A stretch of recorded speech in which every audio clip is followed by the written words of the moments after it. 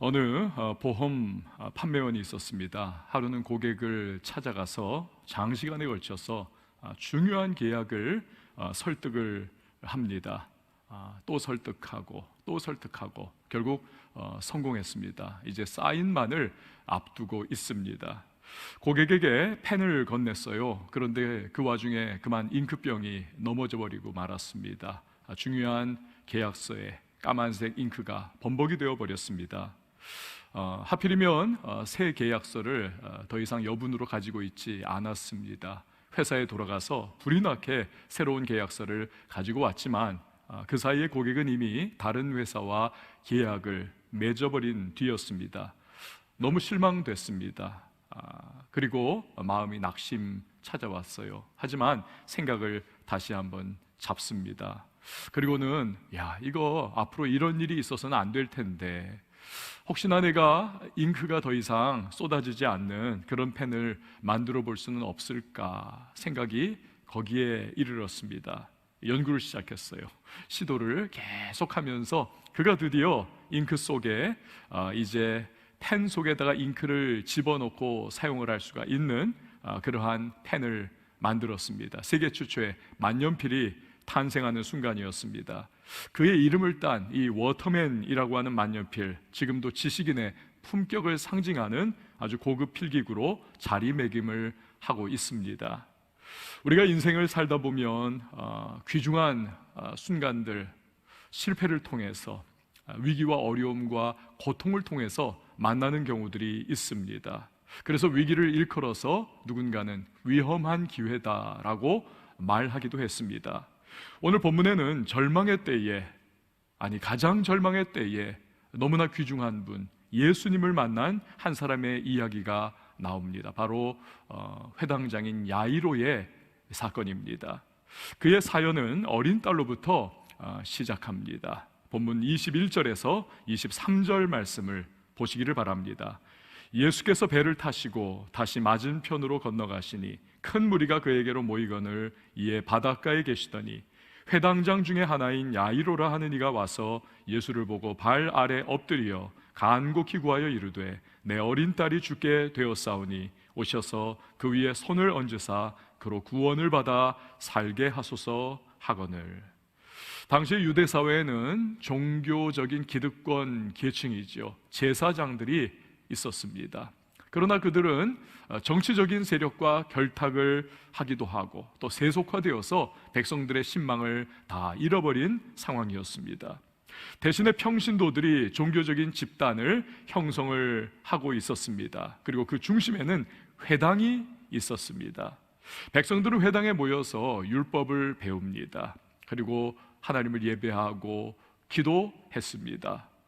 그러다 보니까 평신도가 이끄는 이 회당의 체제가 공고하게 세워져 나가고 계속 발전하면서 역시 계급이 생기기 시작을 했습니다. 그리고 가장 정점에는 회당장이 자리를 잡았습니다.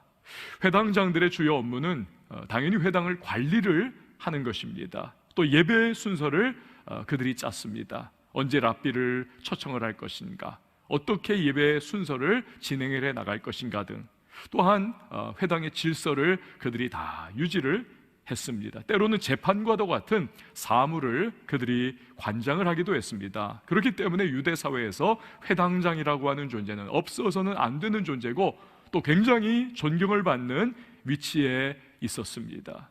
이러한 회당장이 예수님을 찾아왔습니다. 그의 발 앞에 엎드립니다. 이것은 일대 사건이 아닐 수가 없습니다. 왜냐하면 엎드린다라고 하는 것은 유대 사회에 있어서는 절대적인 존경과 굴복을 의미하기 때문에 그렇습니다. 그것도 가버나움 지역의 이름난 회당장 중에 한 사람인 야이로가 이제 막 30대에 접어든 젊은 랍비로 불림받던 예수님에게 그가 무릎을 꿇고 엎드렸다. 도저히 이것은 상상을 할 수가 없는 하나의 사건이었던 것입니다. 자신의 사회적인 위치와 가지고 있는 명예, 또한 그가 부릴 수 있었던 여러 가지 능력, 하지만 그럼에도 불구하고 어찌할 수 없는 중병에 걸려 죽게 된 어린 딸의 문제만 아니었다면 아마도 그는 예수님 찾아오지 않았습니다. 아니, 산헤드린 공의회에서 내린 지시에 따라서 오히려 예수님을 적대시하는 일에 그가 가장 앞장섰을지도 모릅니다. 하지만 대부분의 아빠들이 그렇듯이 이 야이로라고 하는 이름의 회장장은 딸을 너무나 사랑을 했습니다. 예수님께 그가 말하죠. 내 어린 딸이 죽게 되었사오니. 헬라어에서 어린 딸이라고 하는 것은 어린 여자아이를 굉장히 깊은 애정을 담아서 부를 때 사용하는 말입니다. 이렇듯 사랑하는 딸이 죽어가지만 아빠로서 할 수 있는 것이 아무것도 없는 겁니다. 그 절망감, 그 무력감, 이것이 야이로로 하여금 예수님 앞에 나아가서 엎드려서 내 딸 살려달라고 하는 간곡한 고백을 하게 했던 것입니다. 소설가이자 영국의 케임브리지 대학의 철학과 문학을 가르쳤던 교수님이고 또한 기독교 변증가였던 C.S. 루이스는 우리들의 전곡을 찌르는 이야기를 한 적이 있습니다. 고통이 무엇이냐? 고통은 귀먹은 세상을 향한 하나님의 확성기다. 그는 이야기를 했습니다. 여러분, 그렇습니다. 왜 좋으신 하나님께서 우리에게 고통을 허락하십니까? 왜 선하신 하나님이시라면서요, 우리 사랑하신다면서요, 그런 하나님이 왜 그 백성에게 괴로움을 허락을 하십니까? 어떤 사람은요, 인생에 고통이 엄습하고 낙심되는 현실이 다가오면 하나님을 떠나버립니다. 더 멀어지고 때로는 배척합니다. 하지만 택하신 백성, 자녀 삼으신 백성은 고통과 절망을 통해서 드디어 주님 앞에 나아가는 것입니다. 이것은 야이로뿐만이 아니라 저와 여러분, 우리 모두의 이야기이기도 한 것이죠. 그것이 바로 찬송가 272장이 노래하는 바가 아닙니까? 고통의 멍에 벗으려고 예수께로 나갑니다. 자유와 기쁨 베푸시는 주께로 갑니다. 병든 내 몸이 튼튼하고 빈궁한 삶이 부해지며 죄악을 벗어 버리려고 주께로 갑니다. 낭패와 실망 당한 뒤에 예수께로 나갑니다. 십자가 은혜 받으려고 주께로 갑니다. 슬프던 마음 위로받고 이 생의 풍파 장잔하며 영광의 찬송 부르려고 주께로 갑니다. 자, 3절이 굉장히 우리에게 또 뜻깊은 내용이에요. 교만한 마음을 내버리고 예수께로 나갑니다. 복되신 말씀 따르려고 주께로 갑니다. 실망한 이 몸 힘을 얻고 예수의 크신 사랑 받아 하늘의 기쁨 맛보려고 주께로 갑니다. 여러분, 3절과 같이 고통과 절망 앞에서 우리가 무력감을 느낄 때에 비로소 우리는 하늘 높은 줄 모르고 높이 쳐들었던 고개를 이제는 숙일 수가 있는 겁니다. 이젠 우리의 시야에 하나님이 보여요. 예수님이 들어오는 겁니다. 그분의 말씀이 우리에게 들어오는 겁니다. 그제서야 계급장 떼버리는 겁니다. 목사 계급장, 장로 계급장, CEO 계급장, 대단한 그냥 박사, 교수 이런 계급장 다 떼버리고 이제는 하나님 앞에 선 단독자의 모습으로 예수님 앞에 간곡하게 도움을 구하는 진솔한 모습을 보일 수가 있는 것이지요. 여러분, 인생 어떻습니까? 아까 우리 장로님 기도하실 때에 말씀하신 그대로죠. 너무나 힘듭니다. 어렵습니다. 참 고통스럽고, 특별히 코로나19의 상황을 지나가고 있는 우리들, 이 장기화되고 있는 이 상황이 얼마나 이게 답답하고 얼마나 참 힘들지 않습니까? 절망에 빠진 분들도 계세요. 사업을 이제 축소할 수밖에 없고 가게를 문을 닫을 수밖에 없는, 이 경제가 정말로 너무너무 어려운 이 상황 속에서 마음이 이게 완전히 무너져 내리는 그런 분들이 계십니다. 그러나 우리들 성도는 이 상황 속에서도 예수님을 기다려야 할 줄 믿습니다. 그 주님 바라보는 것이죠. 야이로처럼 예수님께 나아가서 그분 앞에 겸비하게 무릎을 꿇고 내 마음과 내 형편과 상황을 기도로 알려드리고 주님의 도우심을 우리는 구해야 하는 것입니다. 주님은 겸손히 그를 찾고 구하고 기도하는 자를 결단코 외면하지 않으십니다. 반드시 응답을 시작을 해주시는 주님이십니다. 24절이 그렇습니다. 이에 그와 함께 가실세. 그냥 듣고 그냥 거기서 잊어버리던지 무반응이 아니라 그와 함께 회당장 야이로와 함께 가시더라는 이 응답의 모습을 보여주시는 예수님이 바로 우리의 주님이신 것입니다. 자, 그런데 주님의 역사가 이루어지는 과정에서 우리가 반드시 기억하고 또 극복해야 할 요소들이 있습니다. 그것은 먼저는 하나님의 타이밍과 우리의 타이밍은 때로는 시간차가 있다는 사실입니다. 회당장 야이로의 딸을 살리시는 이야기는 여러분 쭉 보다 보면 어떻습니까? 25절에서 34절까지 그 사이에 삽입된 혈루증 여인의 치유의 기사가 들어있지 않습니까? 지난 시간 우리가 마가복음 강해 때 살펴봤던 내용이지요. 12년 동안 혈루병으로 고통받던 여인에게는 이 사건은요, 너무나 감격적인 은혜의 시간이 아닙니까? 하지만 요걸 한번 시점을 옮겨 보십시오. 그 여인이 막 기쁨과 은혜로 주님의 그 치유의 메시지를 감격으로 받아들이는 그 순간, 그러나 옆에 서 있었을 야이로를 생각해 보십시오. 이 가슴이 지금 막 내 딸이 죽어가고 있는데, 우리 주님 빨리 가셔야 되는데 이 새치기한 여자 때문에 지금 가지를 못하고 있는 겁니다. 여기 멈춰서 있는 겁니다. 여러분, 죽어가는 사람 태운 앰뷸런스는 빨간불이 켜져도 그냥 막 가야 하는 겁니다. 그냥 통과해야 하는데 예수님께서 지금 멈춰서 가지고는 굳이 이 여자가 누구냐, 너가 어떻게 된 거냐 다 아시면서도 사실 그러면서 이 여자에게 영육간의 회복과 치유를 선포하시는 그 일련의 그 시간을 지금 막 그냥 잡아먹고 있는 이 상황, 그게 야이로의 마음속은 막 새카맣게 타들어가고 있는 그런 상황입니다. 이 예수님을 버릴 수도 없고 어쩔 수도 없는 이 답답해 미칠 지경인 상황이 그의 마음이었을 겁니다. 여러분, 우리는 하나님의 역사와 응답이 나의 시간에 맞추어 이루어질 때 좋아요. 그리고 기쁘고 감사하고 참 일이 그렇게 되기를 원하는 거죠, 우리는. 그러나 여러분 기억하십시오. 하나님에게는 하나님의 그분만의 고유한 시간이 있다는 사실입니다. 그럼 누구의 시간이 맞을까요? 우리 시간이 맞을까요? 하나님의 시간이 맞을까요? 말할 필요도 없죠. 하나님의 시간이 이게 최선입니다.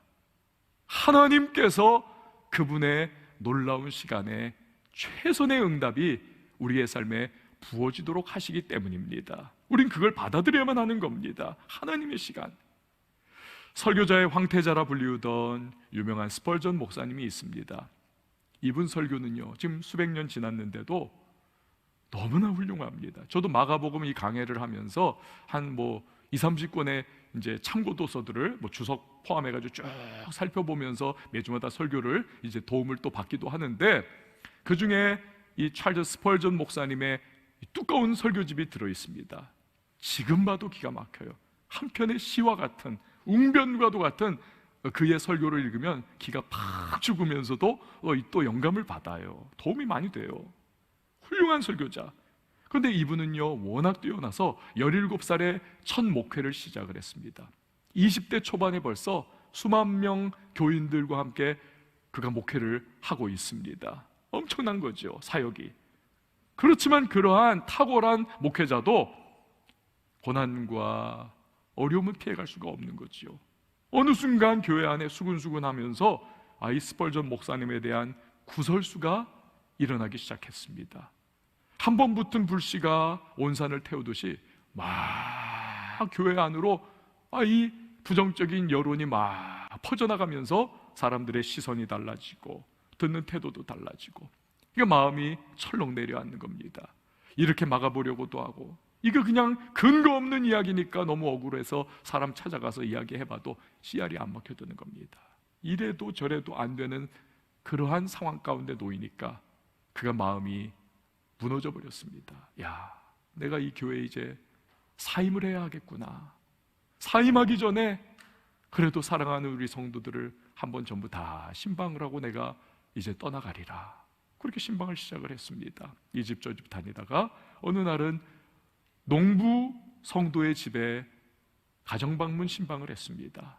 예배를 드려주고, 그리고 나서 이제 대화를 나누는데, 농부니까 소를 많이 또 키우고 있었습니다. 그 소들이 우리 안에 들어가가지고 이렇게 있는 그 모습이 근데 좀 이상했어요. 이 소들이 하나같이 그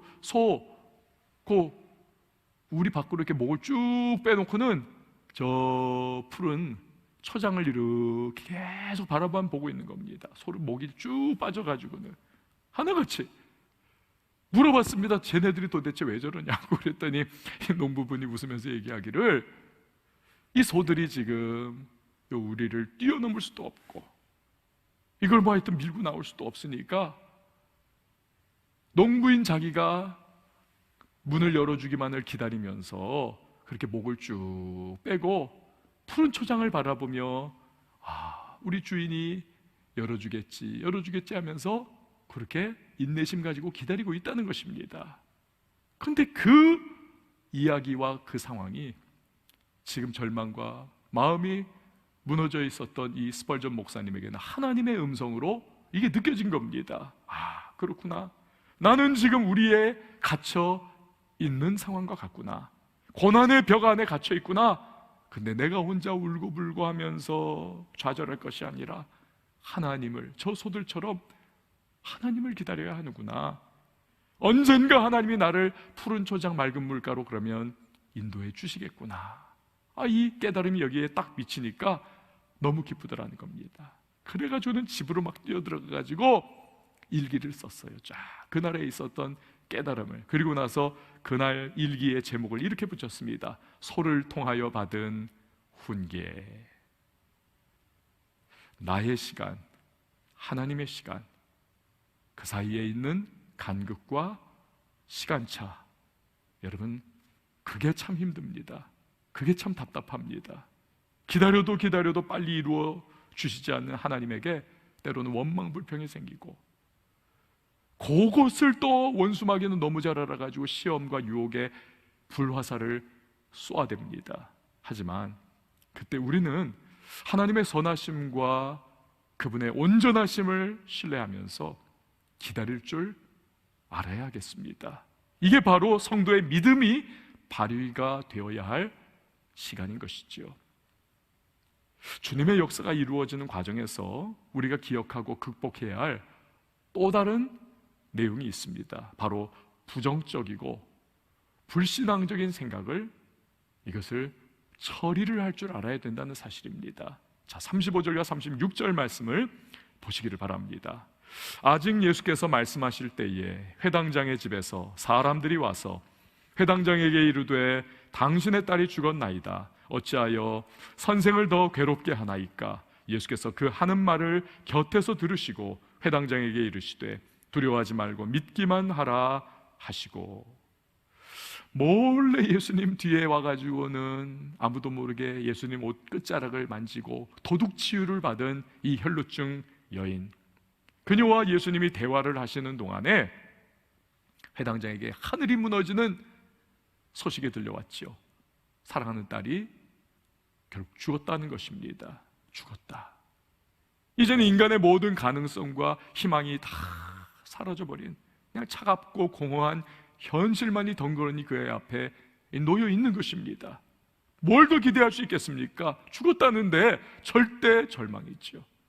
소식을 전하러 온 사람들이 회당장 야이로에게 말합니다. 어찌하여 선생을 더 괴롭게 하나이까?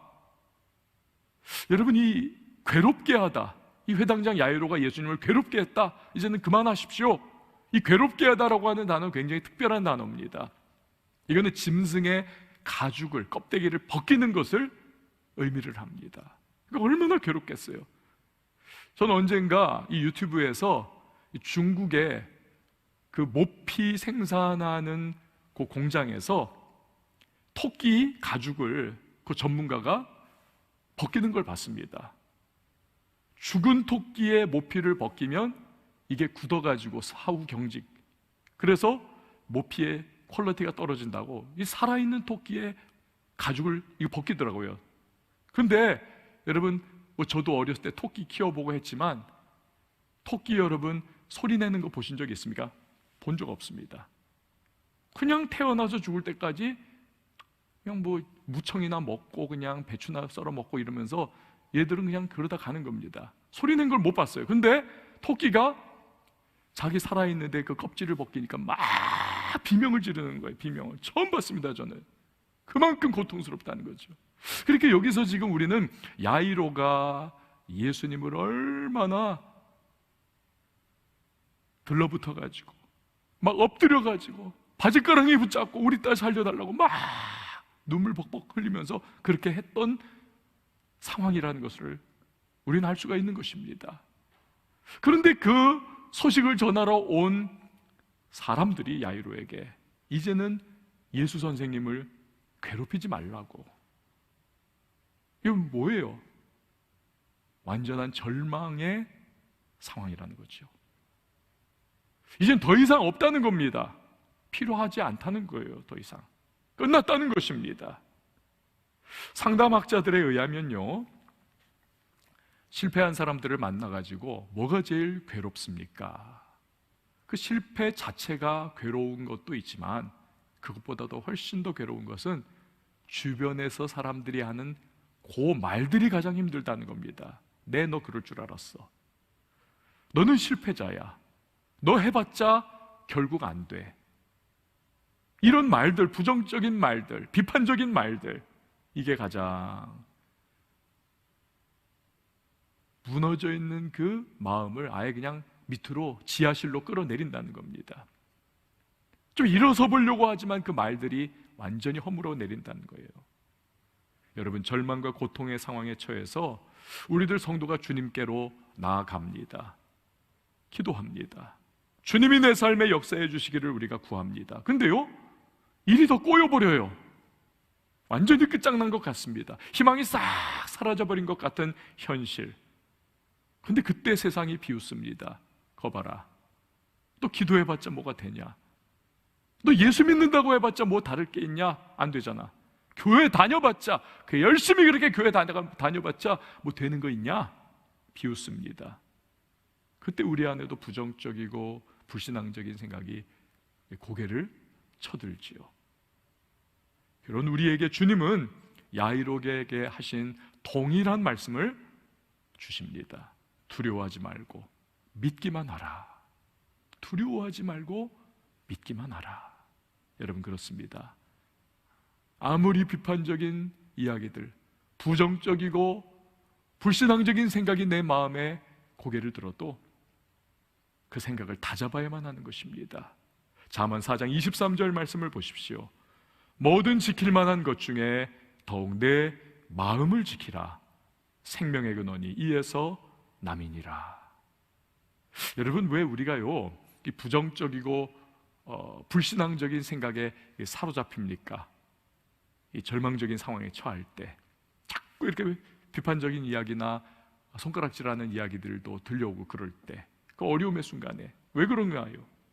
이 스펄전 목사님이 설교 중에 이런 예화를 든 적이 있습니다. 자기가, 이 스펄전 목사님은 영국 분이거든요. 아프리카에서 선교를 하던 영국 선교사님과 재밌는 대화를 나눈 적이 있다는 겁니다. 이런 내용이었다는 거예요. 그 선교사님이 아프리카 가가지고 열심히 사역을 해서 교회를 세우고 아프리카 흑인들이 그 교회의 교인이 되었습니다. 아주 순수하게 말 잘 이렇게 또 순종하면서 따라오는 그러한 이 교인들을 바라보면서 하여튼 열심히 사역을 하고 있었는데, 어느 날 그런 얘기를 했다는 겁니다. 제가 살았던 영국에 가면 우리 런던에 템즈 강이 흐르는데, 런던의 겨울이 추워가지고 한파가 몰아닥치면 그 강물이 꽁꽁 얼어서 그 위에 우리가 썰매도 타고 걸어 다니기도 하고 거기에서 놀기도 하고 그렇습니다. 그랬더니 그 전까지는 선교사님이 이야기하면은 다 뭐 하여튼 아멘도 하고 다 그냥 그런가 보다 하면서 그랬던 이 아프리카 성도들이 안 믿더라는 겁니다. 그리고는 수근수근 하면서 저 선교사가 우리에게 거짓말한다 그러더라는 것입니다. 왜 그렇습니까? 경험해보지를 못했기 때문에, 못 봤기 때문에. 그러던 차에 이 선교사님이 영국에 이제 방문을 하면서 그 성도 중에 한 사람을 데리고 왔다는 거예요. 근데 마침 겨울, 이거 잘 됐다 해가지고는 데리고 템즈강으로 갔습니다. 꽁꽁 얼어 있는데 그래가지고 선교사님이 그 가운데로 빙판 위에 올라가가지고 오라고 못 가겠다는 겁니다. 자기 50평생 강 위에 나간 거는 한 번도 없었다. 난 못 간다. 그래가지고는 이 선교사님이 막 웃으면서 가가지고 그 사람 손 붙잡고 그냥 끌고 와가지고 여기다 딱 세워놨더니 그제서야 야 진짜 이런 일이 있군요 하면서 그제서야 수긍을 하더라는 것입니다. 경험해 보니까, 눈으로 보니까 그제서야 믿더라는 거죠. 여러분, 우리가 왜 불신앙적이고 또 부정적인 생각에 자꾸 사로잡힙니까? 경험을 해보지 못했기 때문에, 경험을 못 해봐서. 이게 하나님의 능력, 부정적이고 안 될 것 같은 상황, 꽉 막혀있는, 기도해도 안 되고 뭔가 이게 잘 이루어지지 않는 상황, 여기서도 얼마든지 하나님은, 그러나 그 다음에 우리보다 더 좋은 것을 주실 수 있다는 것을 경험해보지 못하면 여기에 완전히 사로잡히는 거죠. 로버트 슐러 목사님이 이런 말을 했습니다. 불가능한 일이 존재하는 것이 아니라 불가능하다는 생각이 존재하는 것이다. 여러분, 그렇습니다. 주님께는 모든 것이 가능한 줄 믿습니다. 주님께는 기적이 상식인 줄 믿습니다. 주변에서 야유하고 비웃는 소리가 들려와도 이 내 마음에 부정적이고 불신앙적인 생각이 고개를 들어도 그때 두려워하지 말고 믿기만 하라. 이 주님의 말씀을 우리가 떠올리면서 우리가 믿음으로 돌파해 나가는 저와 여러분이 될 수 있기를 바랍니다. 자, 37절에서 39절 말씀을 보시기를 바랍니다. 37절에서 39절 말씀. 베드로와 야고보의 형제 요한 외에 아무도 따라옴을 허락하지 아니하시고 회당장의 집에 함께 가사 떠드는 것과 사람들이 울며 심히 통곡함을 보시고 들어가서 그들에게 이르시되 너희가 어찌하여 떠들며 우느냐? 이야기가 죽은 것이 아니라 잔다 하시니. 지금 회당장의 야이로의 집에는 슬픔이 드리웠고 통곡이 있고 장례 절차가 벌써 진행 중인 거예요. 이게 지금 유대 사회는 이게 굉장히 기온이 고온 다습이니까 이 시체가 빨리 장례를 치르지 않으면 이게 부패해 버리는, 이게 큰일 나는 거죠. 야이로는 이 어린 딸이 너무너무 안타깝고 너무너무 사랑스럽고 이게 마음이 찢어지니까 예수님에게 좀 어떻게 해달라고 찾아간 거지만 나머지 사람들은 이거 상태를 봐서 이거 분명히 죽는다.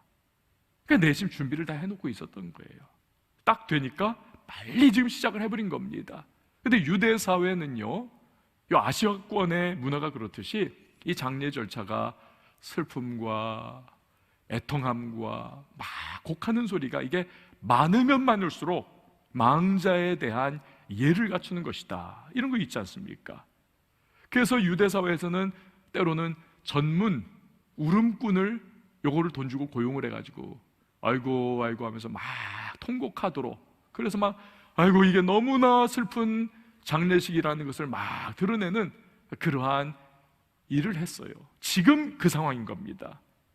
예수님이 야이로하고 같이 가보니까 전문 울음꾼이 막 통곡하고 있고 사람들이 막 거기서 또 가족들도 울고 있고, 지역의 유지니까 또 사람들이 많이, 동네 사람들이 와가지고 바글바글 하면서 거기서 장례가 벌써 시작이 되어 있는 상황. 그런데 예수님께서 그들에게 말씀하십니다. 어찌 떠들며 우느냐? 죽은 게 아니다. 이 아이는 지금 자고 있는 것이다. 여러분, 이런 예수님의 말씀에는 뭡니까? 소녀의 죽음은 절망이 아니라 예수님의 놀라운 회복과 기적의 대기 상태라는 사실, 그걸 지금 예수님께서는 말씀하시는 거죠. 예수님께는 불가능이 없다는 사실, 그 선포입니다. 그러나 주님이 누구신지도 모르고 그분의 능력도 알지 못하는 사람들의 반응은 당연히 차갑습니다. 40절 말씀을 보세요. 그들이 비웃더라. 예수께서 그들을 다 내보내신 후에 아이의 부모와 또 자기와 함께한 자들을 데리시고 아이 있는 곳으로 들어가사. 예수님이 비웃는 사람들을 다 내보냅니다. 주님을 믿지 않고 그분의 능력을 불신하는 사람들, 부정적이고 불신앙적인 사람들, 그 생각에 사로잡혀 있는 사람들은 절대로 예수님의 능력과 그가 행하시는 기적을 체험할 수가 없는 것입니다. 결국 절망과 좌절이 밀려오고 세상이 막 우리에게 비웃을 때 우리 앞에는 두 개의 선택지가 놓여 있는 겁니다. 하나는 그 부정적이고 불신앙적인 생각에 사로잡혀가지고 주님의 역사하시는 것을 경험하지 못하든지, 아니면 끝까지 믿음으로 견뎌내서 주님의 역사가 내 삶에 나타나는 것을 우리가 경험을 하든지, 이 두 가지인 겁니다.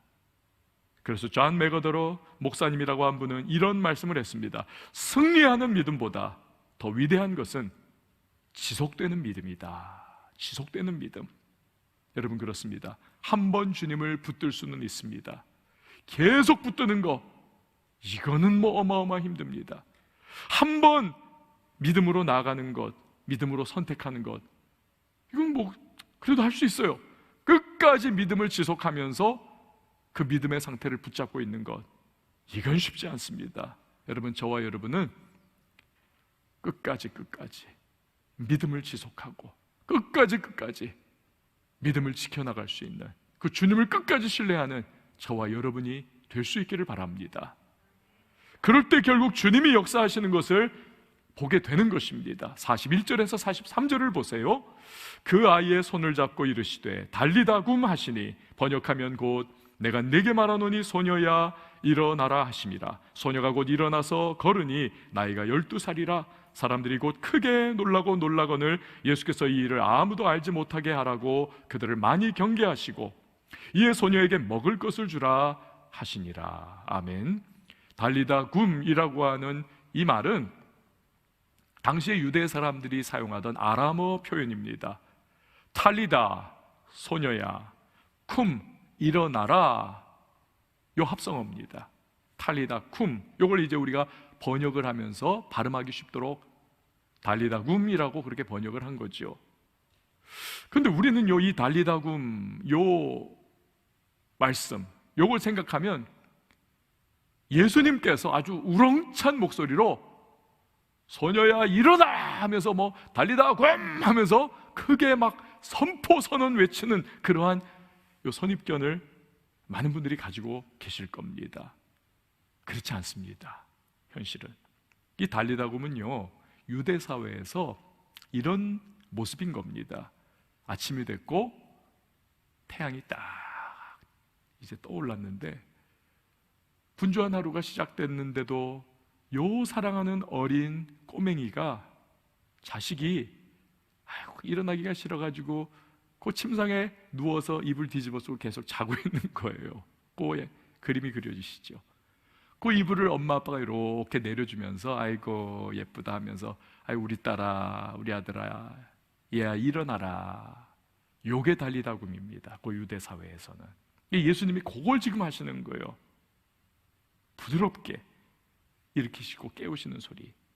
여기서 여러분 우리가 알 수 있는 것은 무엇입니까? 절망적인 현실 앞에서 우리는 낙심하고 안 된다고 하고 우리는 끝장났다고 하고 우리는 무너져버려, 우리는 그렇게 좌절하고 있지만 주님께 그 현실은 하고자 하신다면 얘야 이제 일어나야지 하면서 이렇게 세우는, 그러니까 얼마든지 그 현실과 상황을 변화시킬 수 있고 뒤집어 엎으실 수 있고 다시 회복을 주실 수 있고 돌파해 나갈 수 있도록 능력을 주실 수 있는 우리 주님은 그런 분이라는 사실입니다.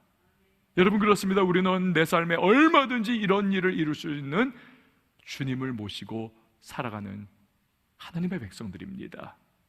근데 한 가지 꼭 기억해야 할 것이 있습니다. 회당장 야이로는 처음 예수님께 나와왔을 때 엎드려가지고 예수님께 구했잖아요. 어떻게 해요? 내 어린 딸의 머리에 손을 얹어서 내 딸 구원해 주세요, 낫게 해주세요. 이 야이로의 생각에는 병자는 안수해가지고 머리에 흘려서 치유해야 한다는 요 유일한 방법밖에는 여기 없는 겁니다. 왜요? 예수님이 치유하실 때 많이 그렇게 하셨거든요. 그 소식을 들었었고 어쩌면 그도 보았을지도 몰라요. 그러니까 그것이 고정관념으로 머릿속에 딱 박혀 있는 겁니다. 안수해서 치유하여 주옵소서. 근데 예수님은 아닌 겁니다. 예수님은 다양한 방법을 가지고 계십니다. 심지어는 딸이 죽기까지 내버려 두셨다가 그 죽은 딸을 다시 살리시는 전혀 새롭고 놀라운 방법으로 주님은 응답을 주셨던 것입니다. 주님은 우리의 생각과 방법에 갇혀 계시는 분이 결코 아니십니다. 그분에게는 그분의 방법이 있습니다. 그분의 방법, 그리고 비교할 수 없이 우리 생각보다 훨씬 낫고, 아니 최상의 방법인 것입니다.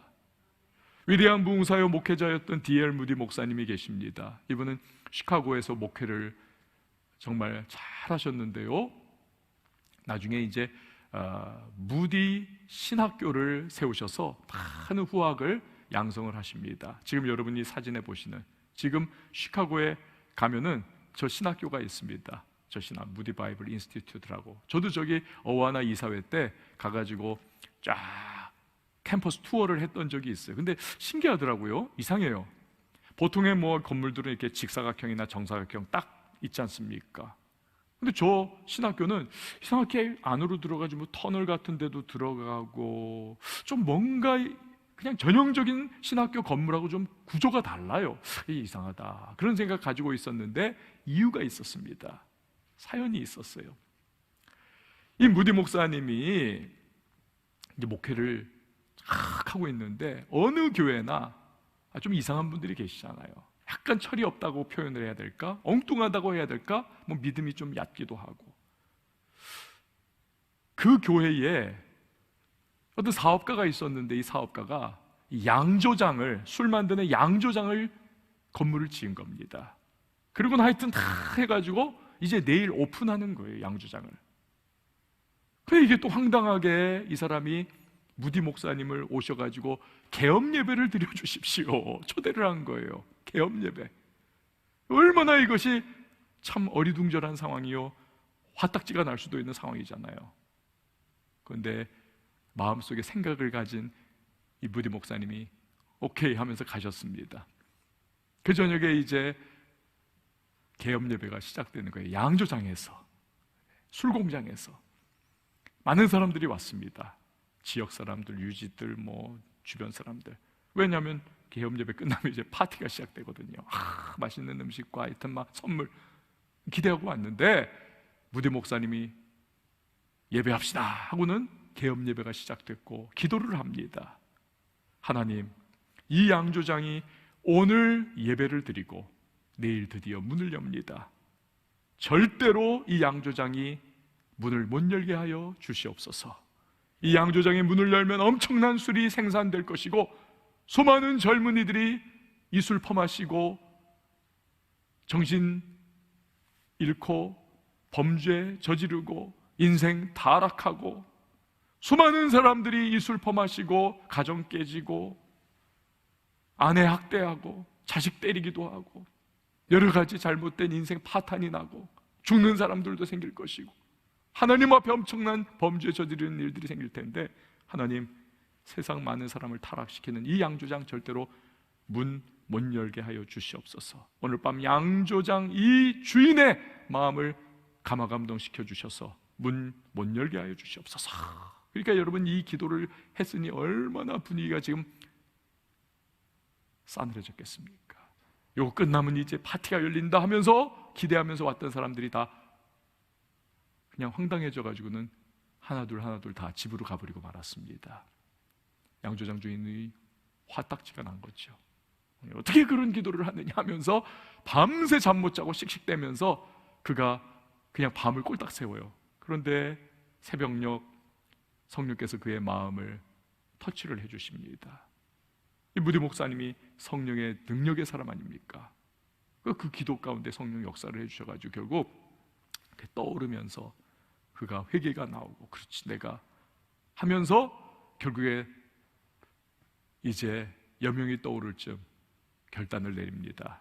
하나님, 양조장 문 안 열겠습니다. 그리고는 그 양조장 건물을 통째로 무디 목사님 교회에 헌납을 한 겁니다.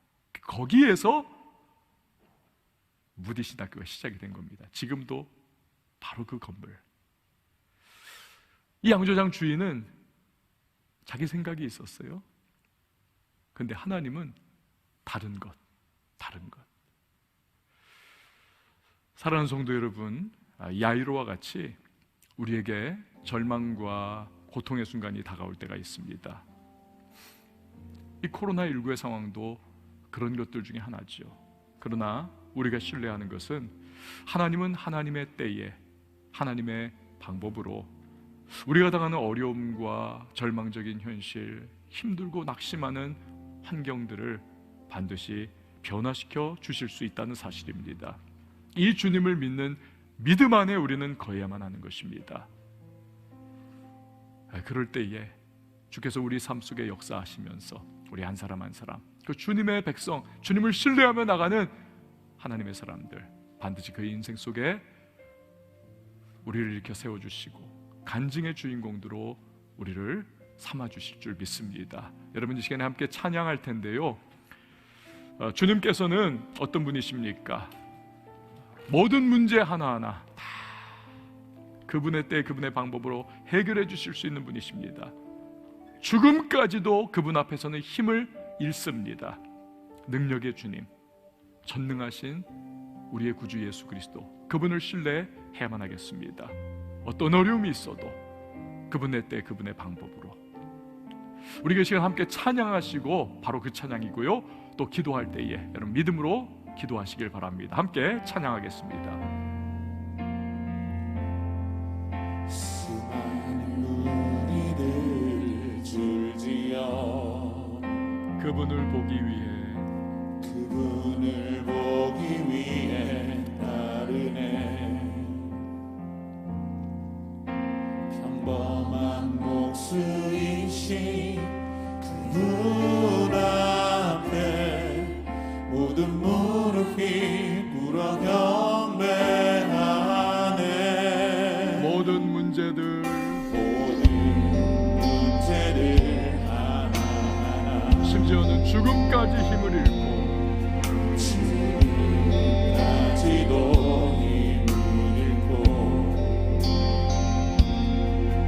생명의 근원 대신 예수 이름 앞에 모든 권세를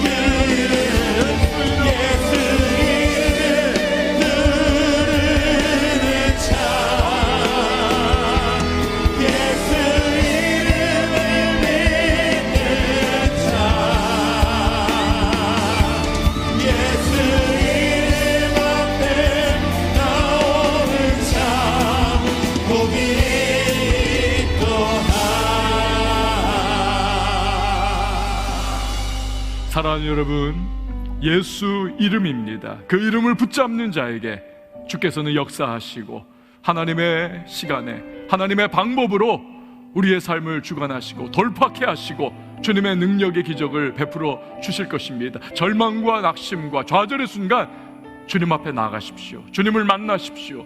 주님을 의지하십시오. 능력의 주님, 권능의 주님을 신뢰하시기 바랍니다. 이 시간 우리 같이 기도하며 나갈 때 나의 삶을 주님 앞에 올려드리며 하나님의 능력과 역사, 주의 시간에 주의 방법으로 내 삶 인도해달라고 우리 다 같이 함께 기도하며 나갑니다. 함께 기도합니다.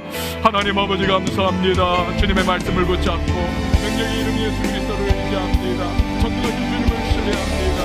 오늘 우리의 삶의 문제와 어려움과 좌절과 낙심과 절망 속에 하나님 앞에 야이로 같이 나아가시고 우리를 만드시는 하나님의 역사하시는 주님을 만나는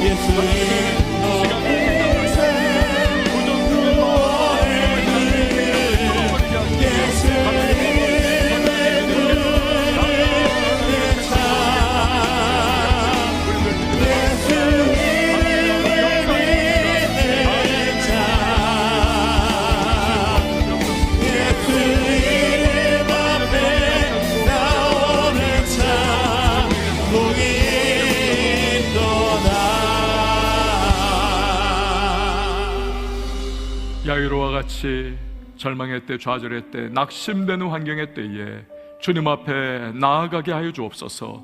주님의 시간에 주님의 방법으로 역사하심을 신뢰하며 모든 부정적이고 불신앙적인 생각을 끊어버리고 믿음으로 인내하며 온전하시고 선하신 주님을 신뢰하며 나아가는 주의 백성 되어 우리 하나님께서 우리의 삶을 어떻게 일으켜 세워주시고 회복 전진케 하시는지를 증거하는 간증의 주인공들 되게 하여 주시옵소서. 예수님의 이름으로 기도합니다. 아멘.